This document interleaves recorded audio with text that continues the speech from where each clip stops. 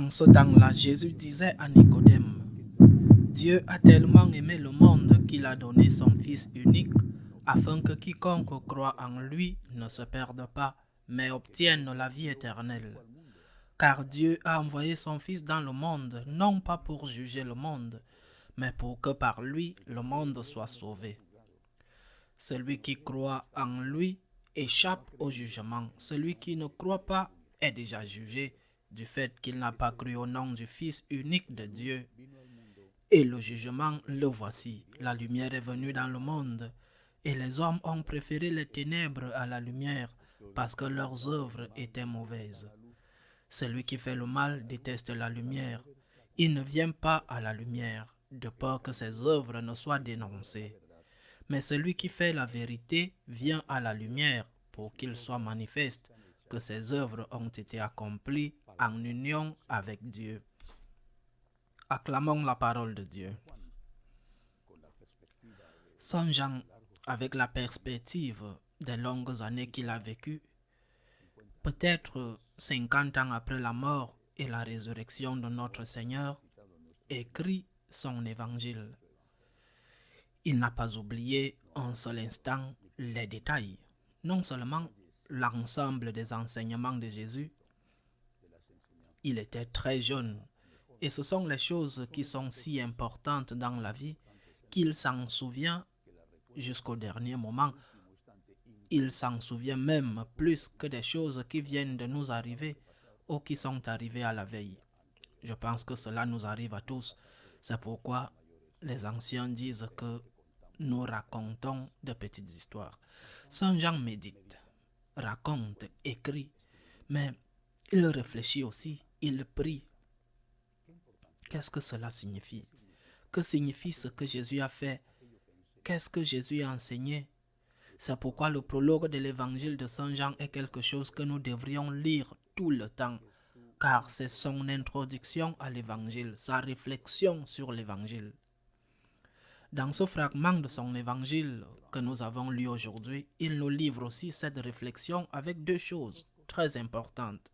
Saint Jean joue avec les concepts de lumière et d'obscurité et aussi avec le concept de l'heure. Le temps est venu, le moment est venu, l'heure est venue, comme si Dieu avec son temps et que ce temps était venu avec la naissance, la mort et la résurrection de Jésus. Le temps était accompli, l'heure était venue. Dans ce cas, il commence par une affirmation fondamentale. Dieu a tellement aimé le monde qu'il a donné son Fils unique, son seul engendré, afin que quiconque croit en lui ne périsse pas, mais ait la vie éternelle. Première réflexion. Cela est-il important pour nous? Car peut-être que ce qui aurait été important pour nous, c'est que Saint Jean ait écrit, parce qu'il l'avait vu et vécu. Dieu a tellement aimé le monde qu'il a supprimé les maladies, qu'il nous a tous rendus riches, qu'il a mis fin à la mort, qu'il a même supprimé le mal. Il a enlevé le mal du cœur de l'homme. Non pas que nous reviendrons au stade d'avant le péché originel, parce qu'à ce stade, à cette époque, au paradis, la possibilité de commettre le péché était là. Et en fait, il a été commis. Mais que l'homme ne pouvait plus faire usage de sa liberté, ne pouvait même pas faire le mal. Tous éternellement jeunes, tous toujours riches, probablement aussi sans travailler ou en travaillant, ainsi que pour se divertir. Pour la grande majorité, y compris les catholiques pratiquants, c'est cela l'amour de Dieu. Si Dieu m'aime, disent-ils, peut-être le pense-t-il aussi, sans le dire. Si Dieu m'aime, il ne peut me donner aucun malheur. Et nous le disons avec un syllogisme offensant pour Dieu, très offensant. Moi, je ne me permettrai pas que mon fils, si on a des enfants, je ne permettrai pas qu'il souffre d'une maladie, d'un problème de travail, je ne le permettrai pas. Et mon amour pour mon fils est limité. L'amour de Dieu est infini et il a le pouvoir de le faire. Et nous en arrivons ainsi au doute de l'amour de Dieu, qui est un doute le plus incisif, le plus dommageable et le plus offensif pour le Seigneur. Si Dieu nous aime, pourquoi souffrons-nous? Et Jésus le dit autrement. Il voit les choses comme nous ne les voyons pas nous-mêmes. Nous voyons tout avec notre temps sur terre, comme si ce ici et maintenant était la seule chose. Nous avons perdu de vue l'éternité. Ceci que nous avons, 100 ans, 90, 80, 70, parfois même pas, parce que les parents tuent leurs enfants avant qu'ils ne naissent. Ce temps que nous avons est la seule vie que nous avons. La seule chose qui compte, c'est comme ça pour nous. Mais ce n'est pas comme ça pour Jésus. Il parle toujours de l'éternité. Dieu a tellement aimé le monde qu'il a donné son Fils unique. Et son Jean réfléchit. Et il savait que le don se réfère à l'incarnation, à la mort et à la résurrection.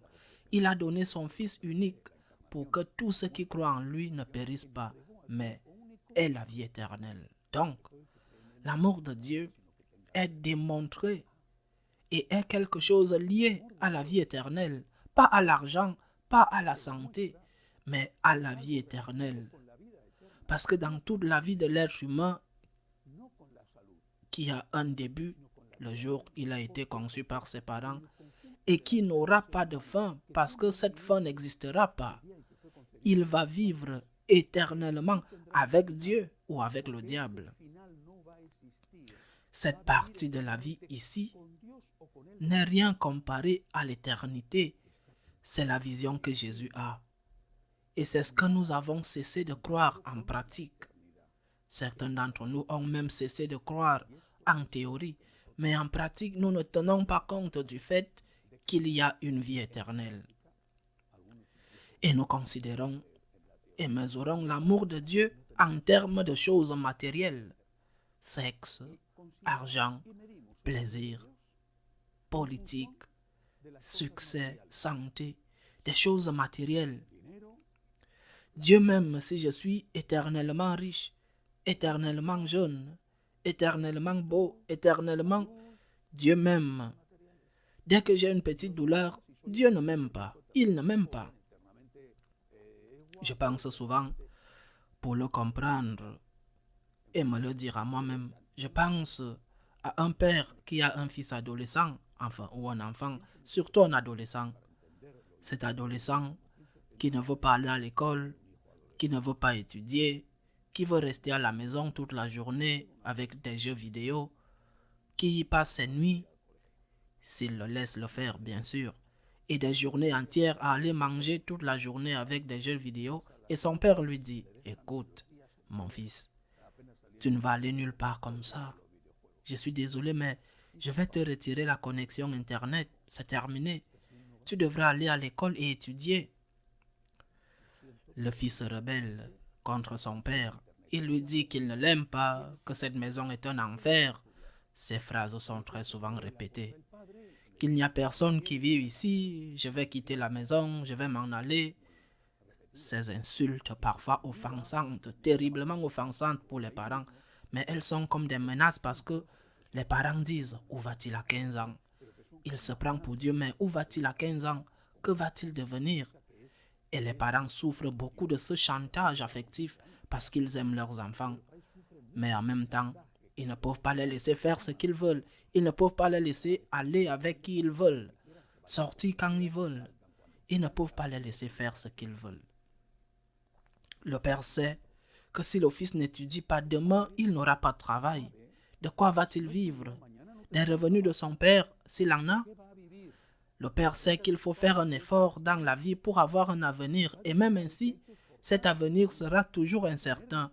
Parce que même si tu as un bon travail, tu peux le perdre.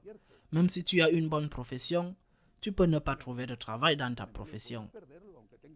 Le père sait qu'il faut se sacrifier et demande à son fils de le faire. Le fils ne comprend pas. Il veut vivre dans le présent sans rien faire.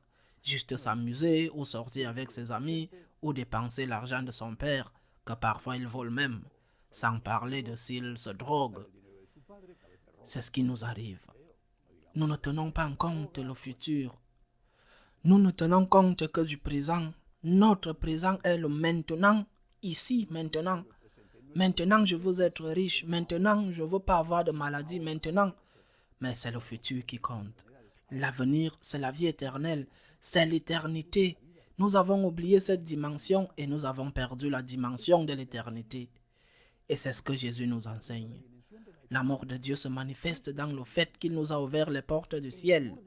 De plus, il nous a donné l'intelligence pour travailler, pour guérir les maladies, pour travailler et pour nous nourrir. Il nous a laissé une intelligence et une volonté pour que nous puissions résoudre nos problèmes avec son aide, bien sûr. Et il nous a donné sa force, sa grâce pour pouvoir faire face aux problèmes quotidiens. Mais à la fin, tôt ou tard, on perd ses facultés. Moi, j'entends de moins en moins, je vois de moins en moins, j'ai de plus en plus de mal à me déplacer. C'est normal. Il y aura un jour, je ne sais pas quand, où je devrais être assisté, comme c'est arrivé à mon père, comme c'est arrivé à ma mère et comme c'est arrivé à mes grands-parents. C'est normal. Si quand je serai malade, je dis « Ah, Dieu ne m'aime pas parce que je suis malade. Dieu ne m'aime plus parce que si Dieu m'aimait, il ferait un miracle et enlèverait cette maladie.